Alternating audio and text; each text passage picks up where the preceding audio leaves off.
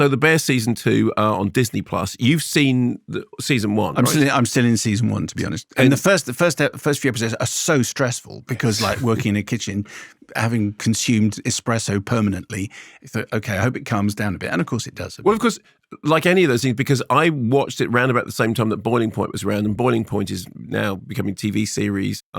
So there is that thing about you don't get a drama set in a kitchen in which it's just chilled out and hey let's just shoot the breeze. It's a pressure cooker environment is the phrase everybody uses. So Bear season 2. In the first season, we saw Carmy, who's the central character, Jeremy Allen White, coming back from fancy schmancy stuff that he's been off doing, back to take over the beef emporium in his hometown of Chicago after his brother has demised.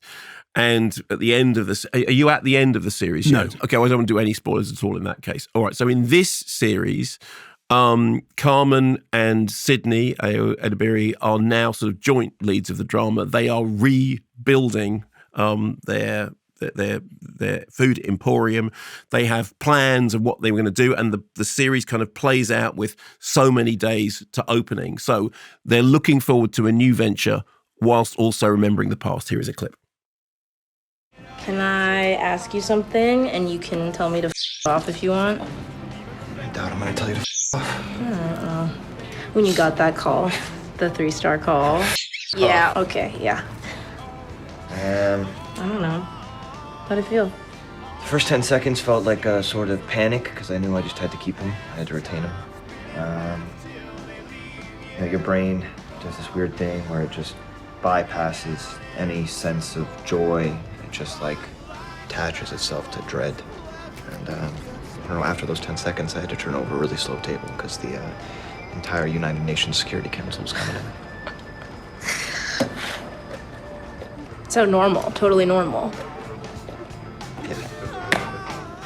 So I really love the characters, and I love the fact that now there's the two of them sort of absolutely center stage. So he totally looks like a master chef would look. He does, doesn't he? Yes. It absolutely. This is one of the dramas in which the actors really inhabit the roles. So Oliver Platt's Uncle Jimmy is in as an investor. 18 months they repay the investment, or he gets everything.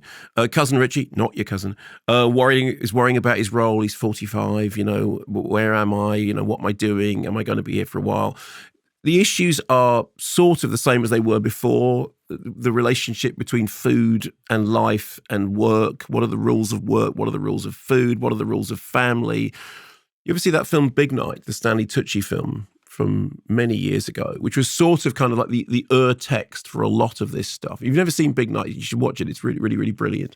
When you say text, I know what it means, but it's sort of like the lodestone, the kind of the sump, I don't want to say platonic ideal, but it's something like that, isn't it? What is you're better linguistically than me. What's the actual definition? I can't remember. Text? I'm going to look it up now. It's like house on the middle of Street.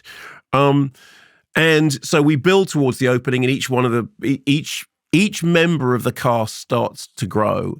And I think if you're familiar with the whole of Series 1, the thing that you'll find about Series 2 is that it is more expansive. What does it say about text?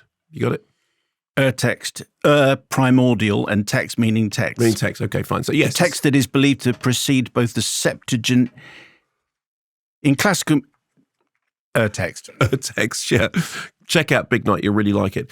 It is more expansive. You get to see the characters grow. You get to see, it's like the kind of the palette of the thing expands. And then, I think it's episode 6, there is an hour-long episode which takes place in a Christmas way before. So it's a kind of, and we are suddenly taken back to this family Christmas meal.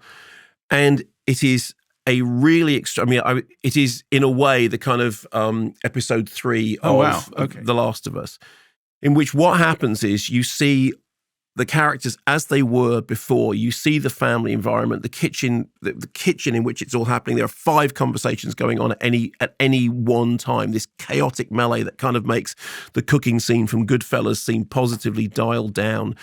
You have Bob Odenkirk as Uncle E, not your uncle. You have Jamie Lee Curtis as the mom, who is just getting increasingly rattled and increasingly drunk and increasingly kind of out of control. You've got this pop soundtrack going on in the background in which entire songs play out. And quite early on, they start playing Beyond Belief by Elvis Costello. And Beyond Belief actually, in a way, you remember how that starts? It's very quiet. And then you hear Pete Thomas come in, the drums come in, and they're building really madly in the background. The story of that song, when they recorded it, apparently Pete Thomas had been out. He had enjoyed a few adult beverages. He came in and he hadn't prepared anything. And Elvis Costello said, all right, you better be good. And he did that mad drumming in one take. And in a way, there is that kind of madness in this. You get this whole sense of this Christmas dinner is going to explode in every possible way. And it does. And it's kind of touching and moving, and you get to know the characters, and you sort of, in a way, get to understand why everything that happens in series 1 does happen. I think this is called part 2 rather than series 2. I think it's the Bear part 2. But so you've got essentially the build up to the reopening of the refurb place, and then you've got this big sort of set piece thing. I haven't yet got to the end of the series, but I'm loving it because it feels so natural. I mean, the way in which the conversations go over each other, the way in which you can see each individual character genuinely growing before your eyes. And it does have that frantic feel to it, but it also has something that feels slightly richer, as if it's, I suppose it's just because you've spent time with them and you've got to know them. I think you'll really like it. I really liked it. Thanks very much for watching this video. I hope you enjoyed watching it as much as we enjoyed making it. While you're here, check out all the other videos because they're cool too, aren't they? Yeah, and if you want to keep up to date with everything Kermode and Mayo's Take, then check out our social channels. I mean, why wouldn't you? I mean, I would. I have done. Excellent.